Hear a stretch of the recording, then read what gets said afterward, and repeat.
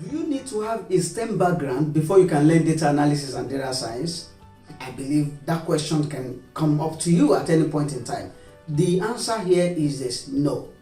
I have people who study English, either Yoruba, I said, some people study tourism management, and even non-STEM courses like business courses, and they're doing quite well today.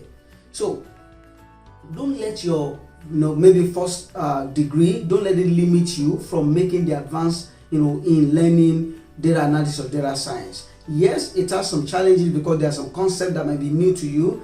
There's some way of thinking that you might not know how to do before, but of course it is something you can learn. So the charge for you today is there is no limit to achieving your goal, irrespective of the background or whatever you study. It is possible, and I'm going to continue to support you in getting the right resources, right experience, right tips to help you truly achieve this learning goal of yours in 2022.